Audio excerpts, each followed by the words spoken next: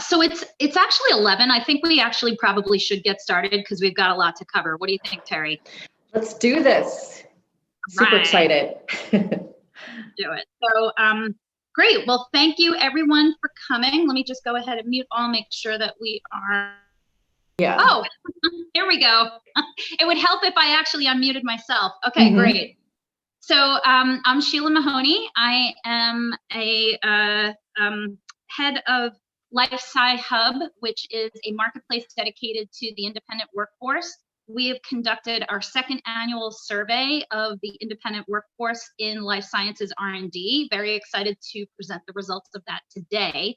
I myself am an independent consultant. I started in regulatory many, many moons ago. I also spent a very long time hiring independent consultants at a sponsor, at a vendor, as well, part of the vendor ecosystem. And then about 7 years ago, I became an independent consultant myself.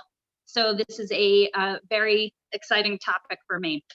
I'm thrilled to have Terry Gallagher here. I'm going to turn it over to you to introduce yourself in a minute. Terry, I just wanted to say how we became acquainted.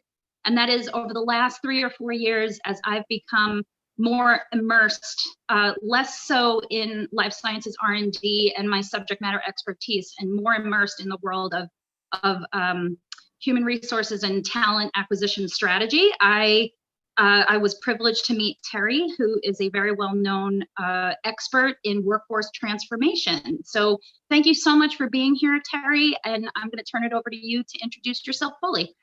Yeah, absolutely. So of course, I'm an admirer of you too. You're another scrappy WBE that bootstrapped your company, so we have that in common.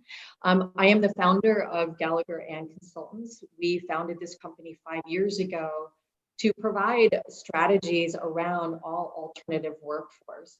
So I really created this company to, help companies embrace open talent and embrace leveraging alternative workforce. Our approach is we use a trademark model, a design thinking model around building out alternative workforce strategies, how to leverage independent consultants more effectively, how to get your arms around contingent workforce. But our model is very much a emerging disruptive model where we believe that technology is the center of open talent and emerging talent supply chain strategy. And also being able to kind of disintermediate what has been some of the traditional models around contingent workforce management and just bring in the different components that are going to help companies get their arms around alternative workforce. So very excited about participating in this survey, and we'll be bringing kind of like a, what's going on in the industry approach outside of life sciences to help. Wonderful. All right, great. So what I'm going to do now is just advance this slide if I actually can. Here we go. So that was a great intro, Terry. And just to that point about workforce transformations and so forth, this survey and this conversation is being done against the backdrop of a much larger trend that is far beyond life sciences. It affects the entire US labor force. In fact, the World Economic Forum calls it the fourth industrial revolution. And it's essentially, among other things, it's due to the rise of digitization. You can read here what Accenture says about it. And it's essentially the future of work. And this too is something that has been greatly impacted and accelerated by COVID-19. So I think that life sciences in particular stands to gain tremendously by looking at this and potentially innovating in this space. And in order to innovate any process, you need data. So that's why LifeSci Hub embarked a couple of years ago on actually collecting data on the independent workforce. And we were originally surprised to learn that this particular talent pool has actually never been formally studied yet. So we're hoping that over the long term, we're planning on making these annual installments, and we're hoping that these will provide benchmarking data and help manifest that transformation you speak of, Terry. Okay. Absolutely. So what we're going to do today is talk about the three parts of the survey. So this was actually almost three surveys in one, because the perspectives are so different on this issue. The first set of questions were directed to the independent consultants. The second set was all about hiring entities that actually hire independent consultants and need them. And then the last part, we talked about the impact of COVID-19. So we're going to cover all three of those sections today.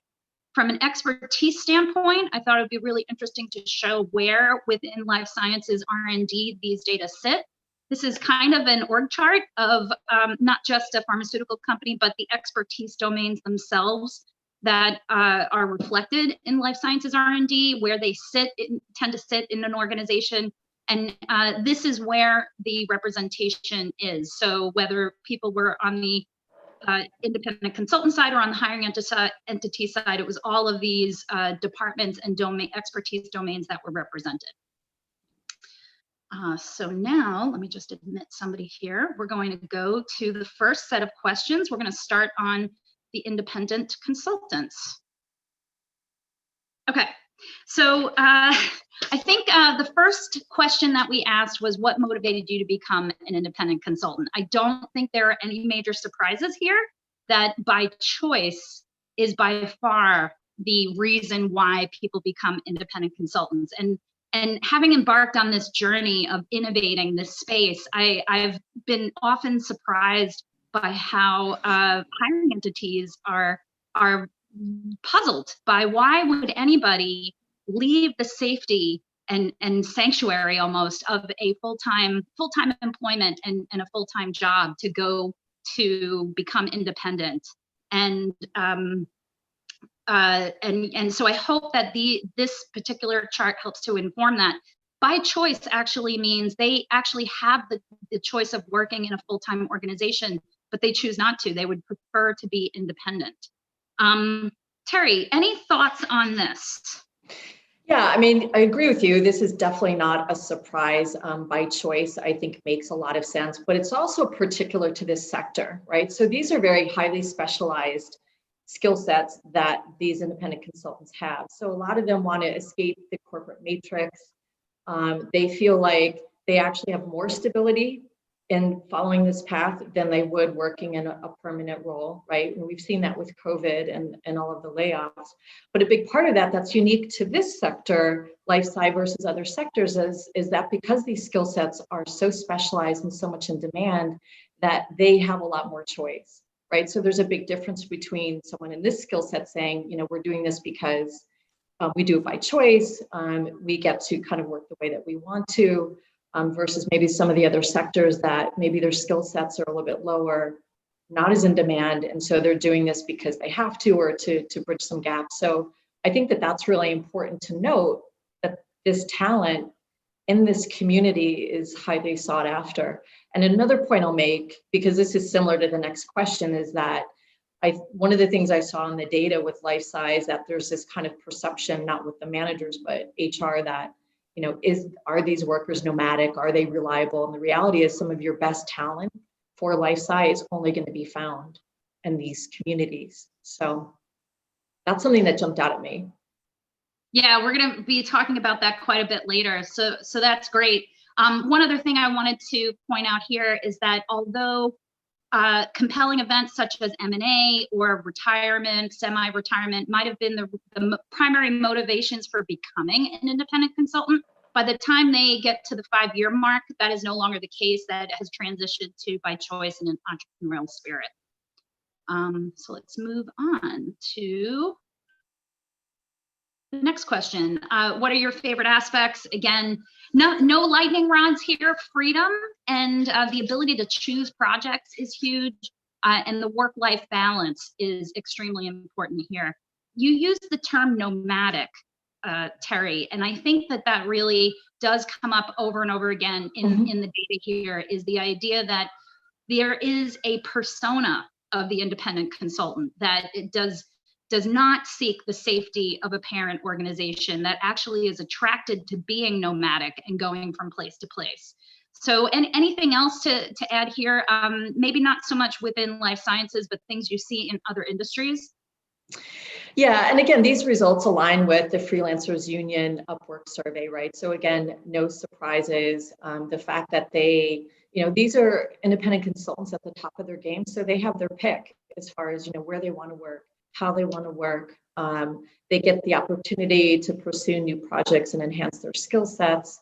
But I think a lot of this is the choice is in proportion to the demand for your skill set. We talked a little bit about that. The more choice, the more demand there is, the more choices that you have. And I think with, and we're going to talk about this later, some of the other sectors have actually put processes in place to embrace this type of work and this workforce, whereas within life sciences, even though this skill set is very much in demand and they're choosing to be there, that the way that they're being onboarded and sourced is a little bit less, there's less rigor and less protocol and discipline around that. So we're going to talk about that in a little bit. But one thing you had mentioned, and I agree with you, is that within life sciences, we saw that project managers were really surprised that this talent pool exists and that these resources are so highly skilled.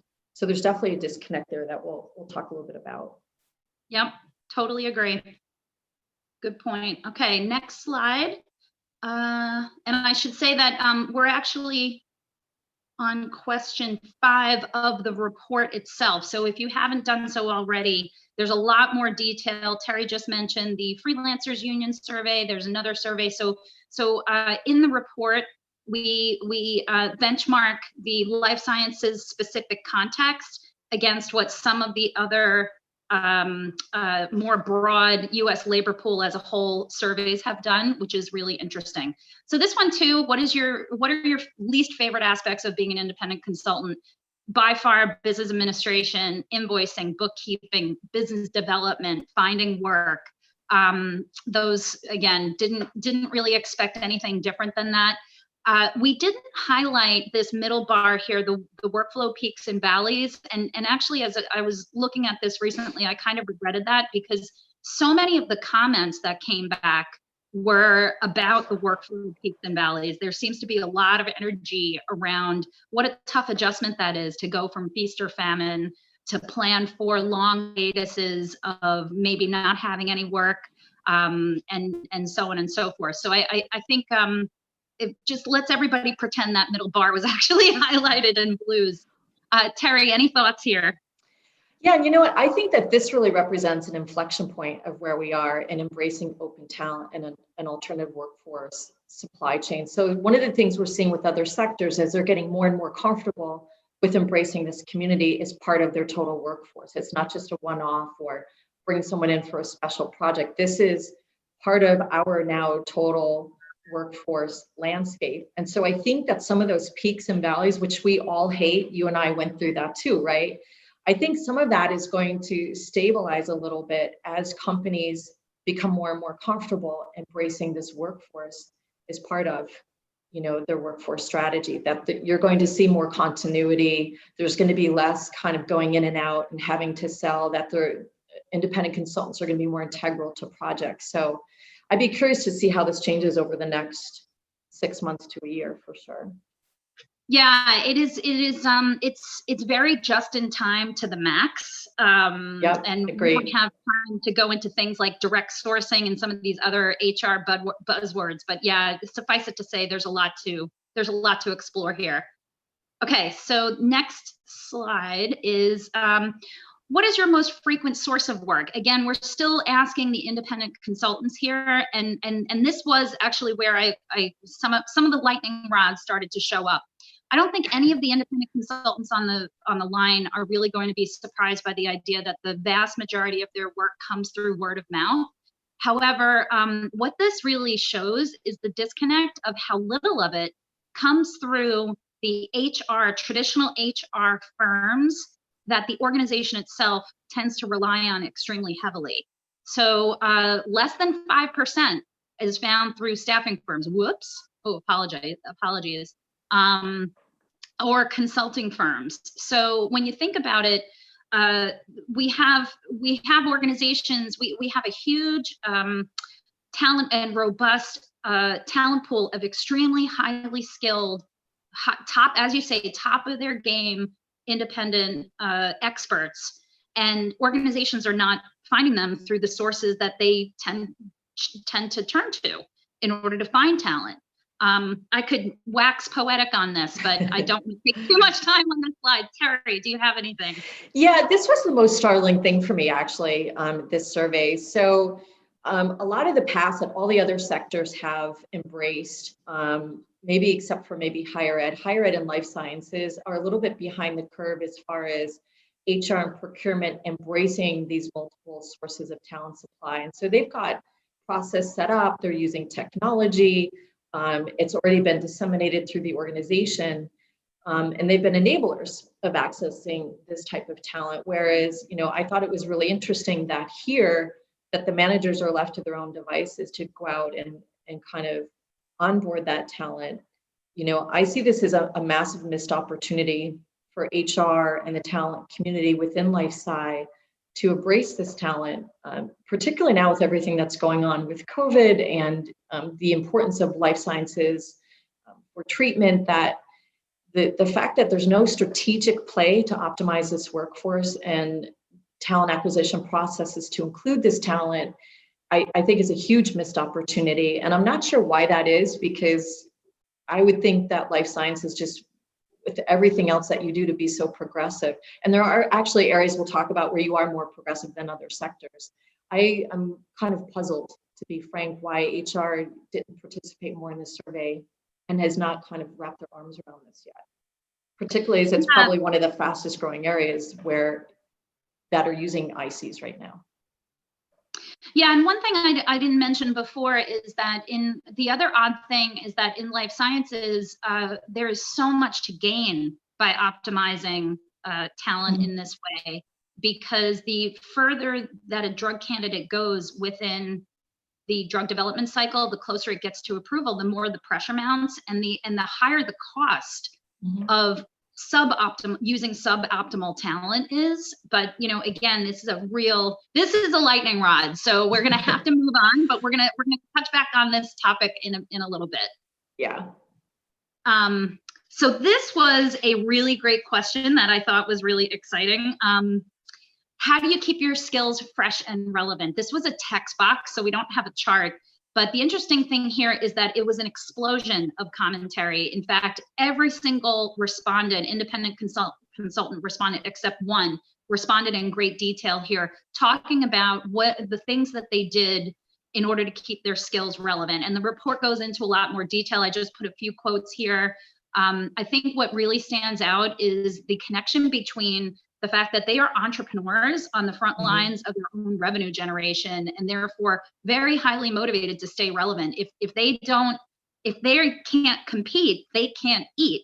And so subsequently, they really strive in many different ways that we list through the report to reskill, which I know you're going to talk about in a second. And one particular example I think is really neat is one that came forward on remote monitoring, which is an industry buzzword. This is something that industries are fairly new to adopt and has definitely been accelerated by COVID-19. And what you find is a company may choose a particular way of implementing remote monitoring, maybe in one small project, so on and so forth. But what the independent consultants are actually exposed to as they specialize in remote monitoring is they could approach that problem, that challenge, at 3, 4, 5 different sponsors and see a variety of approaches to remote monitoring, and they become exposed to that. Like, what are some best practices? What are some lessons learned? Like, they don't have one experience of lessons learned, they have 4 or 5. And when you think about that compounded across all of the different processes that life sciences R&D are trying to innovate, that's a really great opportunity. So I'll turn it over to you to talk about how important reskilling is in the world at large. Yeah, completely agree. And this is where life sciences is kind of smoking other sectors. Deloitte's work transformation keynote that they talked about at Open Assembly said that 84% of orgs are increasing funding for reskilling, but I think it was less than 20% that are actually executing. Whereas the ICs and this community are reskilling on their own because they have to. So they're kind of taking it upon themselves to move forward with that. And so a lot of that is because this is very highly skilled talent. Freelancer survey said the same thing. 65% more of this kind of talent community are invested in reskilling than non-freelancers, which I think is interesting. Because again, if your skill sets aren't current, you can't pay your bills, right? So I think that organically that's already happening. And because of the fact that they get that project variety and they're learning best and worst practices, they are really kind of the example for getting reskilling off the ground because they've already begun it.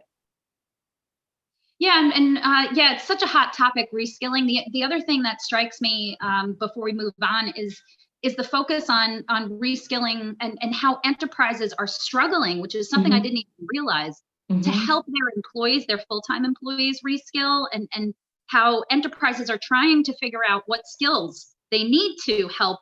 And by the time they wrap a training program around it and implement the training program, when you look at the fact that most full-time employee tenures these days are an average of about 4 years, and in the younger generations, it's more like 3 years, it raises the whole question is, how can enterprises really keep up with the incredibly rapid pace of skill growth? This is another lightning rod.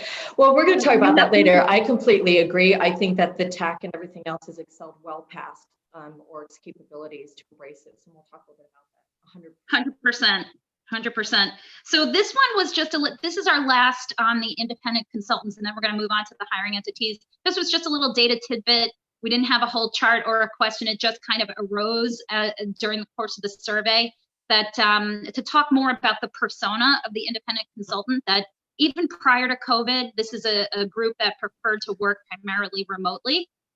So these are excellent people that are already remote. So COVID actually may have a positive impact on this community. And the other thing to note is that this persona of independent expert is not actually looking necessarily for full-time work. I think that's nice to have, but the 73% actually prefer to work on many different projects on a part-time basis. So they prefer the ability to juggle and manage their own time. So I think there's so much to explore about organizations not needing to keep somebody employed full-time and the potential flexibility that can offer on a macro scale. So Terry, before we move to hiring entities, any last thoughts on this or the independent consultants that we haven't touched on already? No, I think you've covered it. So I think we're good. All right, let's keep going. So we are now in part 2, which is the hiring entities. And I forgot to mention, we're going to save the questions till the end because we want to get through this pretty quickly and return people's time to them today. So this actually was a bit disappointing. We had designed the hiring entity fork of the survey to look at different perspectives, enterprise level and organizational issues around interfacing with non-employee, full-time employees.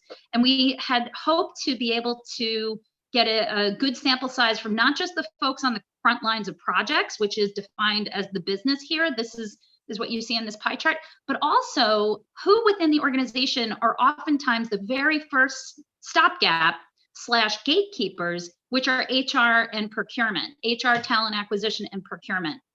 And this is actually the second year in a row, despite widespread industry solicitation, that we've had such a low response from HR and talent acquisition and procurement. So that is puzzling. And yeah, Terry, any thoughts on that? I mean, we already touched it and we can move on, but it's a missed opportunity. You know, it's a missed opportunity for HR to really kind of wrap their arms around this and being able to, you know, get these requirements filled that much faster and that much more timely. And I think that not getting just the right talent supply chain strategy in place is going to be really impactful. It's going to be impactful for these drug trials and R&D. And this is something, in my opinion, that needs to change for LifeSci. Yeah, I mean, because it's very oftentimes that the very first stop when somebody on the front lines of projects, where they first go and the thinking, and I even carried this over from my time in-house, is that these are the folks who are supposed to be supplying talent. They're the ones that are supposed to be on top of that. HR, talent acquisition, and procurement are actually supposed to be providing the solution to the business. And in this particular aspect, it doesn't seem to be the case, at least not according to our research. So I just wanted to say, moving forward, all of the answers and survey responses are primarily coming from the business, the people who own the projects, their budget holders, their team members. They're in, again, manufacturing, pharmacovigilance, clinical operations. So I'll point out areas where these potential response gaps might be at play. So the first one to talk about is we asked the respondents to tell us what they thought about using independent consultants. How important is it? And the response came back that 75% feel that it is critical or highly strategic to their projects, the use and availability of independent consultants. I think the rest of the slide speaks for itself, but Terry, anything to add here? Yeah, I think just the fact that life science is probably more dependent on ICs than we see with any other industry. And so again, it kind of just speaks to the fact of that specialized skill set, that there's an opportunity for HR to kind of embrace this. And I'll quote Open Assembly again, they said it best, these are the new worker realities. And so developing engagement strategies that are critical to kind of cast that wide net to capture all talent sources is really important. And it's going to be even more important, over the next 6 months.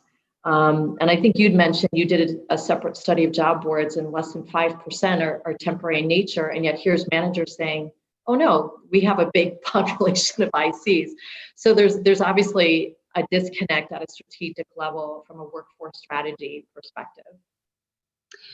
Yeah, sorry, I was just looking at the chat. Okay, Jeff's got to run. So I just wanted to point, whoops. Oh, gee, I apologize. I was fiddling with the chat. Nobody look at this. Darn. Well, I advanced a slide by accident. And now I can't get back. I wanted to point out, before we hit this slide, I just wanted to point out that we did look at size and how the size of the organization informs the responses. And by and large, you'll see that the company size, meaning small pharma versus large pharma, actually didn't really play that significant of a role in a lot of our answers. So just wanted to mention that. And also, if anybody has any questions, please put them in the chat, and we will be addressing those at the end. And we'll also unmute when we're done with these slides. So this particular slide is about quality, speed versus cost. What is the priority when you need temporary expertise? And this is a place it would have been really great to get the HR and procurement perspective.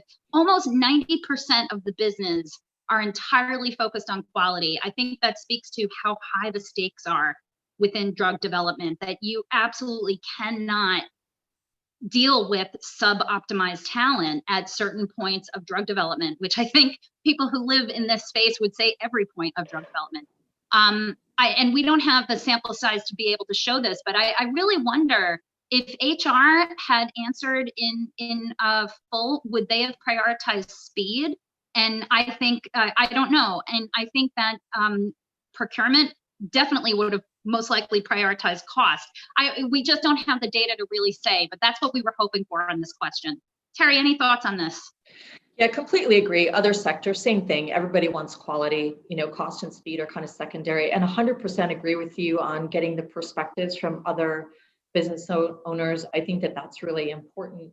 And then also just that, because that quality piece is so important, having the right processes to deploy and engage this talent, which does impact quality, is again just kind of supporting that view that this needs to be an enterprise down initiative to embrace this workforce. Yep. Okay, let's see if we can advance a slide. Yes.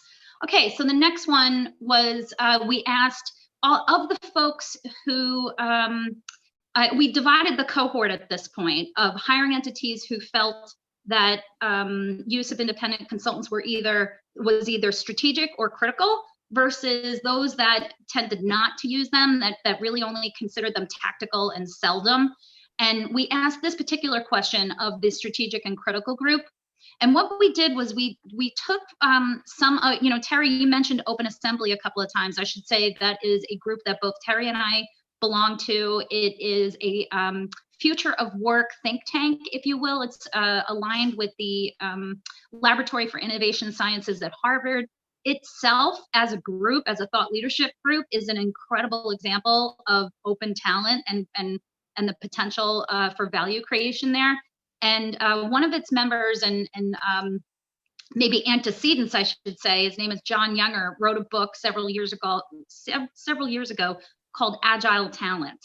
And so the idea of having best practices around the use of non-employees is what we designed, what we derived from his work, and put into this survey saying, hey, if it's that important to you, what are you doing to optimize? What are your best practices? So things like sculpting a job, sculpting work in such a way that it can maximize the use of freelancers, having a compliance and control policy or system, maintaining a robust network of on-demand freelancers just standing in the wings, like post-project contact. It's not just one and done.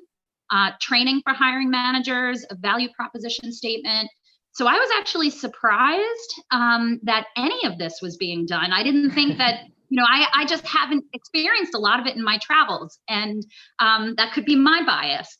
But I was pleasantly surprised to see that there is some real traction here of best practices. And I think what this slide also shows is there's a lot left to do and a lot left to optimize. So Terry, over to you. Yeah, same thing. I think this is surprising is that LifeSci really kind of embraced project sculpting and taskifying. And maybe that's because the managers and ICs are working together directly. And so it's a bit more organic. Other industries, you've got compliance and controls are more of a concern, leveraging independent consultants. So they've got these processes in place to kind of look at that. So maybe just having, the barriers removed kind of enables those best practices. But I still think that there's an opportunity to put some structure around it. And I think the most important thing is that we have to understand that clients are completely overwhelmed, right? So everyone on this call, we get future of work and where talent strategy is headed and taskifying. We understand all that, but these orgs, these enterprises, not just LifeSci, everybody, they're still very constrained by these old paradigms of how work gets done that are 10, 15, 20, 30 years old.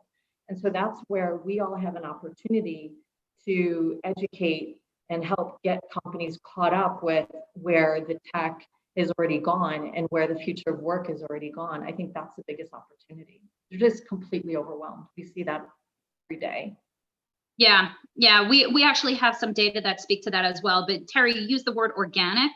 And I think what this slide is showing, and some of the points that you just made, is the optimization and the innovation is not going to simply happen organically. Like it needs to be strategic, it needs to be implemented, it needs to be thought about, and it's not easy. It's really not. So this next slide, the next two slides are the most versus least favorite aspects of working with independent consultants. Essentially, we have the two cohorts here, the critical and strategic versus the tactical, and seldom. They all really loved the flexibility, the fact that these experts are immediately available. So I'll give an example of experts that are not immediately available that come through some HR channels that I've heard, and this is at a top 20 pharma, that once they acquire the talent, they actually have to train them for 4 months in order to put them on the project. And that's not what this group of people is. This group is, they need no training at all within their areas of expertise, except for any sort of standard operating procedures within the company. So I think both of these cohorts appreciate that. There was a bit of a difference from the critical and strategics, that they more highly rated talent that they would not have had otherwise. So those are either experts, actual skills that they don't have in-house, or maybe they have those skills in-house, but they don't have enough of them. Whereas the tactical seldom really more greatly weighted the idea of that immediately available. So not sure if you have anything else to add here, Terry. No, I think you've covered it in essence of time. We'll just move on. Okay. So the least favorite, I don't think any, actually, I don't know if lightning rod is the word I would use, but some surprising things here. Not surprising that they're viewed as expensive, but I would say other than that, I was actually very surprised at how there really wasn't all that much energy on balance around the least favorite aspects of working with independent consultants. So two things I'm going to call out here. Personally, what surprised me was the fact that taking a long time to onboard was not 95%. In my travels, I've heard a lot of complaints about that. I was really surprised to see that it's only 15%. I mean, I've heard that it could take 6 months to negotiate a project that lasts 4 months.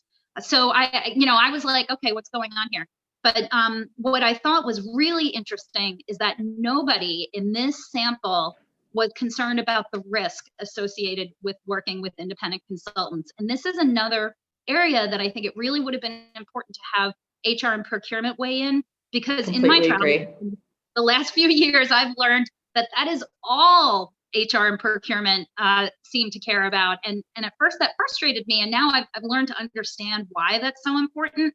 But I would say that what we see here is a huge gap within the organization where the business who's trying to get the work done, trying to get the trials done, they don't care about something that another cohort within their organization cares a lot about. Like, these are really separate goals within an organization that I don't see those goals being merged at all. And that to me is an opportunity. Of course, that is pure speculation because we don't have the data to prove that HR and procurement are so concerned about risk. And by risk, I mean worker classification.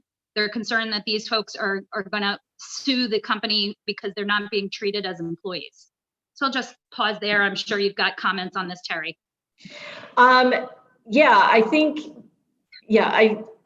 this is kind of tied to the next one, which is, the sponsor hiring entity workload and resource planning. So I'm just going to kind of jump into that. But, a lot of managers are saying that they have shortfalls of expertise available and can't really speak to the human nature of why that's happening.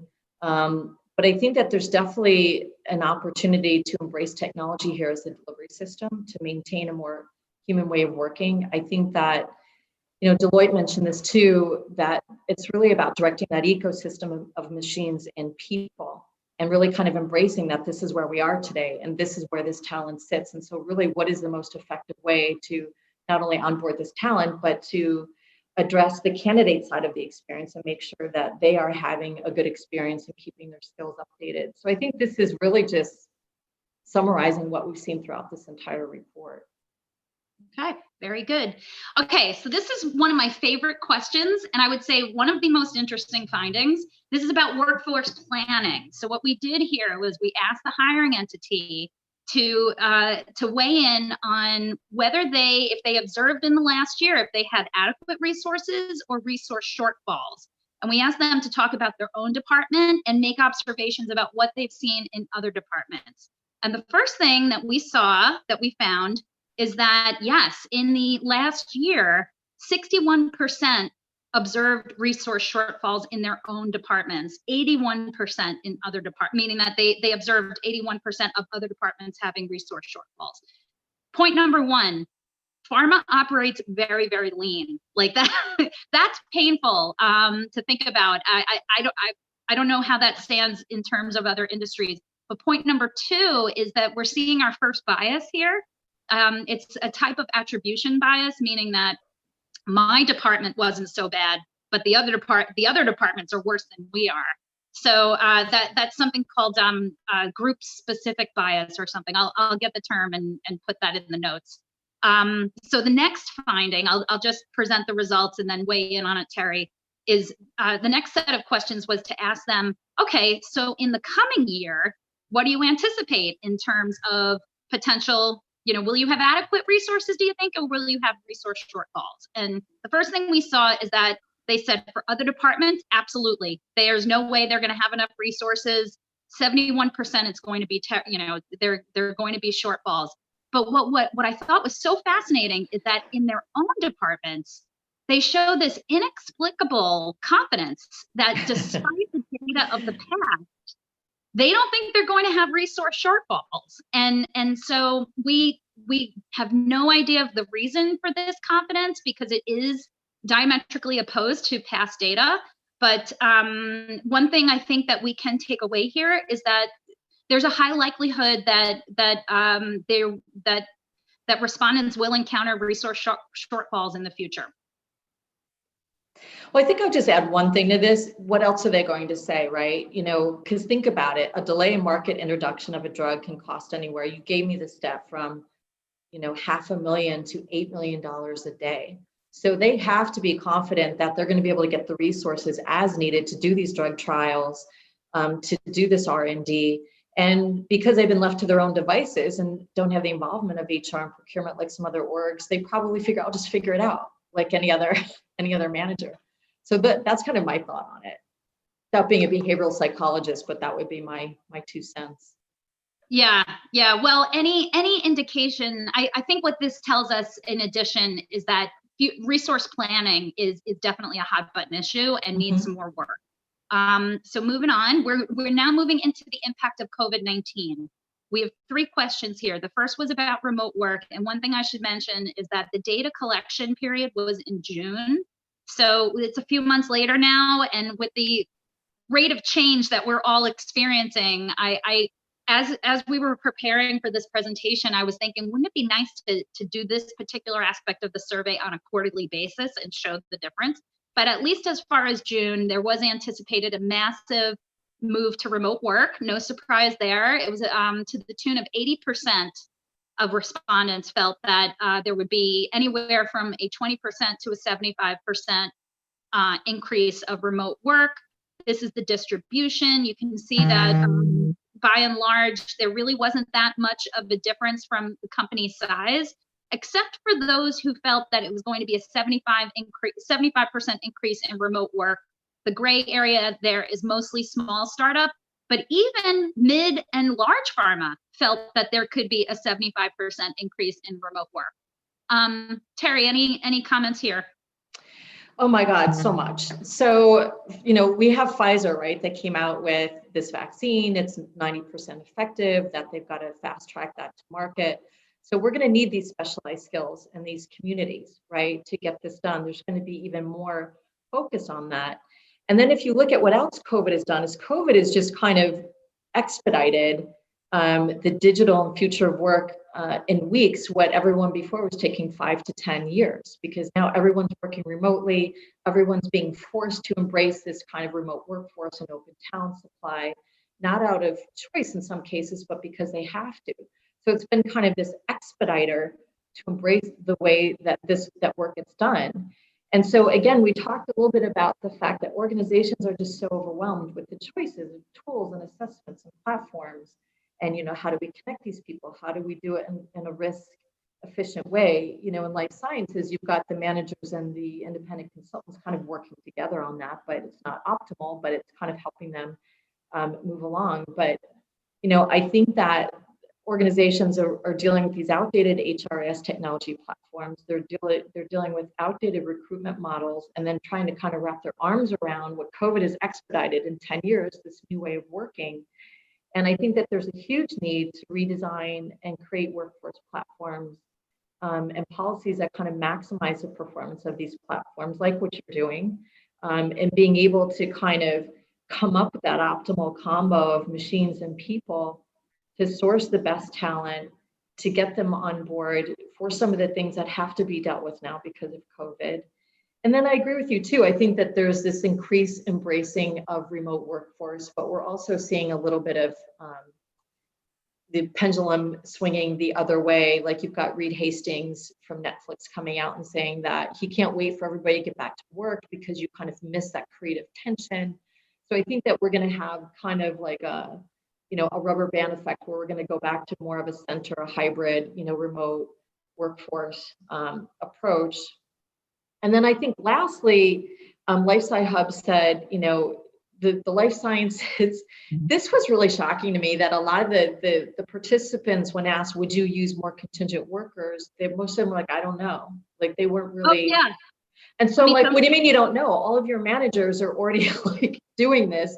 some of your best talent's already there. So I think that there's just this big disconnect between optimal, HR, TA, the workforce strategy, and then embracing this this alternative workforce. And the reality is, like, this is not a nice to have, this has to happen, right? Pfizer came out with this vaccine, a new president's coming in that's going to put a lot of emphasis on getting people well. So this has to be fixed. My 2 cents. Feel strongly about it. Yeah. Obviously. I totally agree. Yeah, no, I mean, just harking back to your use of the term nomadic earlier, and the fact that different workers have different personas. And Reed Hastings from Netflix definitely has an in-office persona. Yep. And I'm not sure that everybody at Netflix feels that same way, but he's in a position where he can determine that for his company. So yeah, it's a giant question mark how this is all going to play out.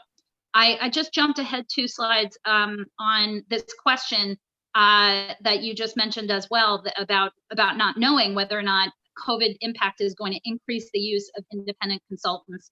And the business folks actually did say that they didn't know. The reason why we asked this question in the survey is that I believe it was in May, Gartner came out with a report predicting, saying that 32% of CFOs that they surveyed felt that very strongly that there would be an increase in the use of contingent workers as a result of COVID-19. So that's why we put this question in here. We also asked it of the independent consultants, what is the impact of COVID-19 been on their projects? And it was totally evenly distributed. Some stayed the same, decreased, and increased. I just want to back up 1 slide, and this is actually our last chart. If I can go back, yay. The delays, again, the data were collected in June. I wish I could do this on a quarterly basis and compare where we're at right now. So I don't think, I'm actually going to start on the bottom here. Nobody thought COVID was going to result in less work, or at least one person, or not one person, 1% actually thought that. So who knows? But what's interesting here is that submissions in manufacturing was not really impacted. I think that shows the lag time of the pharmaceutical business process. Also, growth and layoffs really don't have any evidence of potential shocks there. So the business itself is still very even keel. What we did see are, budget cuts, more work, general project delays, and then obviously clinical trial delays. I was actually surprised that it was only 44% clinical trial delays. I thought that number was going to be a lot higher. So, Terry, I don't know if you have anything on this. Yeah, I think the managers and the ICs have been doing a great job working together. And I think that that's actually kind of gotten them to where they are now. I just think what's coming down the pike over the next 6 months, that there's an opportunity to maybe get a bit more rigor around embracing this workforce in a more strategic way. I think that's going to be really beneficial. Yep, agreed. So whoops, I'm going forward when I need to go. I'm going backward when I need to go forward. So that is what we're going to do now, is turn to any potential Q&A. I will unmute all. Actually, I don't know if I can. If anybody has any questions, I would ask you to jump in. I want to let everybody know that we are planning on our next data collection June 1. We are soliciting help in recruiting HR and procurement to respond, because this, again, when you were talking, Terry, earlier, I thought, here's a reason why HR and procurement hasn't responded. It's because they are so busy responding to COVID-19. Of course, yeah. But this is the second year in a row we've had that lack of response. So hopefully we're going to get a higher sample size in June 1. I also wanted to leave this graphic in everybody's minds that the organization does so well in many ways in getting the work done around full-time employees, because there's such a standard structure there. And what we're talking about here, and the whole genesis of this survey and LifeSci Hub and Open Assembly and everything, is that non-employees are a lot more challenging to deal with. There's great value there, but there's such variety that once you move away from standardization of any kind, things get a lot harder, sometimes exponentially harder. So we've talked a lot about opportunities today, and the reason why we're not there yet is because of this, is because that there are a lot of challenges as well. So I'm just going to pause there and ask if anybody wants to jump in with any questions. We've got 10 minutes. Hey, Sheila, this is Paul. Can you hear me? Yes. Hi. This is a great presentation. One question I have is, if you want, can you go back a couple of slides? Yeah, the workforce planning slide. Mm-hmm. I think so. I wonder if, I don't know if it's, just because LifeSci Hub is where it is, but I wonder if they're not concerned about the being able to, exactly that one. Yeah. Maybe they're not, maybe they're not concerned about the adequate resources because of LifeSci Hub, platforms like LifeSci Hub. And by the way, I don't know if that's the real reason, but you could say it's the real reason. Maybe they're not worried about resources because it's great platforms like LifeSci Hub that I'm just going to be able to find whoever I need when I need them at a good price and everyone's happy. I think removing LifeSci Hub from the equation, although I appreciate the plug, I think that is the reason. There's a one and doneness around hiring and firing and leaving and so forth, meaning that a full-time employee, when you leave a company, you're gone. And companies right now don't think about maintaining much of a relationship. It's like, okay, the relationship is over. So I think there's a systemic just-in-timeness around needing resources because people become available just in time. And there's this thinking that everybody is going from one full-time job to another. So there's no use really planning ahead because you're just going to have to deal with who's available at that particular moment. And the independent workforce really turns that thinking on its head, that we can afford to plan ahead now because there's experts that know that they're going to have time available 6 months from now because they deliberately don't work full time. That thinking has yet to really become absorbed at the organizational level. So I don't know, Terry, if you have anything to add. Yeah, I think I agree with you. I think LifeSci's been doing a great job with what it has to work with, and in some ways very progressive, than other sectors. And I think that, there's a dearth of this talent available. I just think that for me, there's a big question mark on how sustainable it is within the current structure without getting more strategic about leveraging on-demand platforms and independent consultant communities and getting away from the thought process that everybody has to be a permanent resource, permanent hire. So that's the question mark for me is what the next 6 months will bring. Great. Thanks, Paul. Any other questions or comments? Hey, Sheila, this is Tom Cook. Kind of along those same lines, we've had similar research conducted in the aerospace industry, and almost all of our findings are completely consistent with this report, which is great validation for us, for our industry. These problems exist in regulated industries. One thing that I'm trying to get after is this idea that you brought up earlier, that the average time frame for a full-time employee at a company is around 4 years now. And there's really no reason for them to stick around like in the old days where you'd stay in the same company for 30 years for a pension. Now a 401k makes them more mobile. They are being more mobile. They're trying to build their portfolio that way. And I'm trying to understand really what the implications are of the investments made to bring on someone as a full-time hire that really isn't going to be there for very long anyway. And we're already showing that because an average is 4 years, meaning some of those folks are not lasting there a year or 2 years.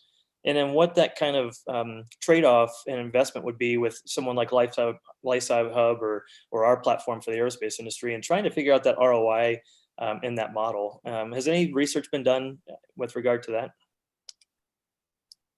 I'll leave that to Terry. You want to take a crack at that? So you're saying the ROI in using an on-demand platform versus permanent workforce, if I understand correctly? Yeah, I see a significant investment, being there for a full-time employee, meaning the onboarding process, the training process, the reskilling. Terry, you had mentioned Deloitte had said, 80% had went through a reskilling effort, but only 20% of them were successful. And so it seems like there's massive investments being made for these full-time employees, only for them to leave a couple years later. And so if we can highlight how these types of platforms can potentially increase that ROI, and you get as good or better talent through this model, I think we can start to help some of these enterprises adopt this model a little bit more easily. Yeah, I completely agree. It's not an either or, it's an and. So, companies really have to look at where is the talent okay, the talent doesn't want to work as a permanent worker. So the talent's going to be sitting on these platforms, or they're going to be working independently. And so it's about breaking down those silos of whether it's an employee or an IC or a contractor. It's really looking at who's going to help us get the outcome that we need and where are they? And then what is the delivery system for that? So in this case, technology could be the delivery system, an on-demand platform. So I think it is about looking more holistically at the sources of talent and the outcomes you need, and then being able to take and embrace multiple sources of that talent, and then creating processes and systems that will expedite that and make that as efficient as possible. And so right now, I just think companies are still working in a bit of a fragmented way. Yeah, I think again, the hierarchy and the notion of full-time employees is so incredibly compelling. It's more than just traditional. It's almost written into our DNA. And yes, we will have a recording, Marina. No worries. I'll email it to everybody. But Tom, you raise a really good point. And one of the things I didn't mention, but we talk about it in the survey, is that in a separate study, LifeSci Hub looked at the job postings and it was a matter of fact, it was after we got that 75% criticality of independent consultants. We went and looked, and we also saw we weren't getting responses from HR and procurement. We went and looked at job boards and studied them about, okay, well, do they have, knowing that temporary expertise is that important, what's out there in the public domain? And less than 5%, way less than 5% of all of the jobs listed across, I think it was 15 of the top 20 global pharma were anything having to do with temporary expertise, part-time consultants, anything, what have you. But a good number of the full-time job projects listed there talked about the need to either work with independent contractors or consultants or hire them and manage them. So I think this speaks to a huge gap. And no, I don't know of any research, but I think that's a very good point. Tom, since you're here, could you just introduce yourself? And I don't know that everybody in the room knows you or Spacely. If you could add that flavor. Oh, thanks, Sheila. No, I obviously met you through Open Assembly. We have a platform similar to LifeSci Hub, but for the space industry. We also have a regulated industry that is fractured in how it manages, in my opinion, how it manages its independent contractor workforce. We're trying to innovate quickly in our industry to keep up with all these other countries around the world. And we continue to use existing full-time hires and worry that we're falling behind. And so our premise is that you're leaving a lot of talent on the sidelines. The Upwork study that Terry had alluded to says 36% of the U.S. workforce considers themselves independent contractors. And so our premise to the aerospace industry is, if you're not tapping into these types of platforms, you're effectively leaving a third of the American workforce out of your consideration to solve your problems. And so for aerospace industry, we're trying to crack that open so they can open up that 36% of the US workforce to work with them. Right now, the space industry has over 8,000, you're talking about job boards. We have over 8,000 jobs, full-time jobs available on spacetalent.org for full-time jobs. And what's interesting to me about that is we also are in a pandemic where we're seeing 8% unemployment and 12 million unemployed Americans. And so how do we have 8,000 good paying jobs in the space industry and have 12 million Americans looking for good work? And so there's definitely a mismatch there of need and skills or whatever it is. And we're obviously hoping with Spacely's platform, we can bring that together and address some of those challenges. Even Sheila in our own model, right? So when we talk to clients and like, oh, you don't have a bunch of employees. And I said, no, because some of the best talent, the best in the industry wants to work as an independent consultant. Right. That's why we embrace it. Not just because it's flexible or economical, it's because that's the only way I can get them on these projects. That's right. Well, thanks, right. Sheila. And all right, super. I think we're out of time, but I just want to thank everybody so much. Terry, thank you. I can't even thank you enough for your time and attention to this, and your input was absolutely invaluable. My pleasure. It was an honor. Yes, and Terry helped with our first survey as well, which was wonderful. And Paul and Tom, thank you so much for your comments. And I will be posting the recording. And everybody have a great day. Thanks, everyone. Thanks, everyone, for joining.